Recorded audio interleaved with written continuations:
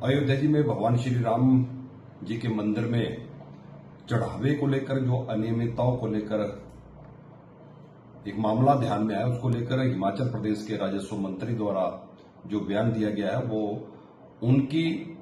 सनातन विरोधी और राम विरोधी और कांग्रेस पार्टी की सनातन विरोधी और राम विरोधी सोच विचार को प्रकट करती है। चढ़ावे को लेकर कोई अनियमितता वहां के ट्रस्ट में अगर कोई हुई है, उसको लेकर प्रदेश की सरकार ने वहां के मुख्यमंत्री आदरणीय योगी आदित्यनाथ जी ने एक एसआईटी गठित की है जो अपनी कार्रवाई कर रही है और जो भी दोषी पाए जाएंगे उनके खिलाफ कार्रवाई की जाएगी। लेकिन हिमाचल प्रदेश के राजस्व मंत्री समय समय पर जिस प्रकार से उल्टे सीधे बयान देने में माहिर हैं और मुझे लगता है कि ऐसे बयान देने से पता चलता है कि वो अपना मानसिक संतुलन खो चुके हैं। अगर राम मंदिर के निर्माण को लेकर भी उन्होंने प्रश्न चिन्ह खड़े किए कि भारत की सरकार ने, नरेंद्र मोदी जी ने उसके लिए अनेकों कानून बदले। देश का सबसे बड़ा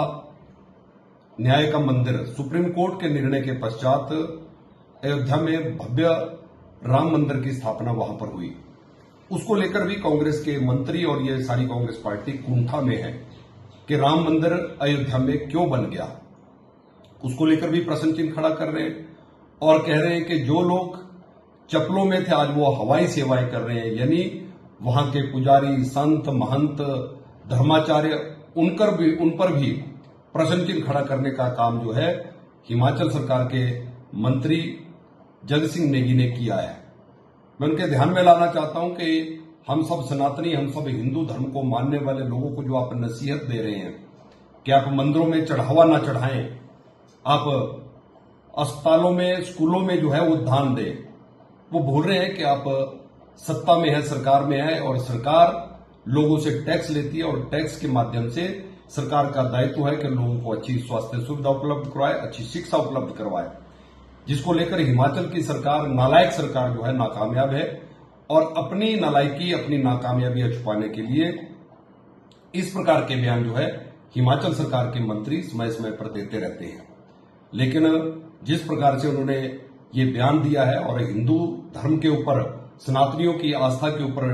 चोट पहुंचाई है, इससे करोड़ों हिंदुओं का अपमान जो है जगत सिंह नेगी जी द्वारा किया गया। अगर किसी मंदिर ट्रस्ट में कोई अनियमितता हुई है तो उसको लेकर वहां की सरकार, वहां का ट्रस्ट वो जांच करे,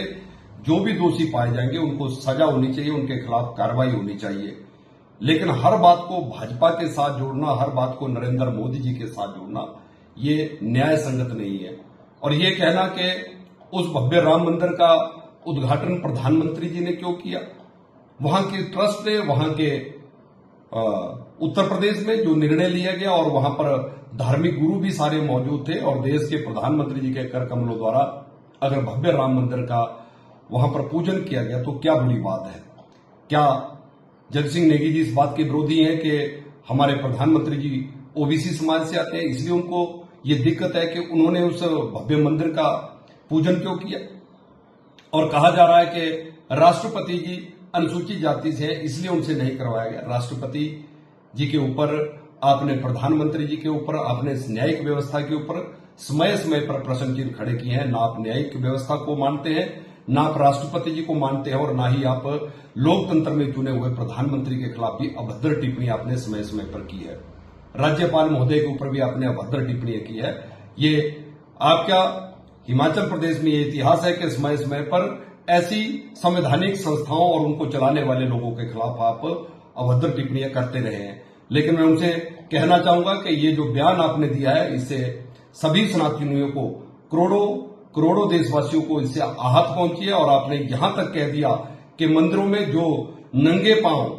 जो हमारे पुजारी, महंत, हमारे संत लोग, धर्माचार्य जो हमारे धर्म की रक्षा के लिए आज अपना पूरा जीवन लगाकर काम कर रहे हैं, आपने उनको भी गाली देने का काम किया है। मैं जगत सिंह नेगी जी से यही कहना चाहूंगा कि समय रहते आप उन सारे महंतों से, संतों से, पुजारियों से माफी मांगे और सभी सनातन धर्म को मानने वाले लोगों से माफी मांगे, अन्यथा आने वाले इसके गंभीर परिणाम जो है आपको भुगतने पड़ेंगे।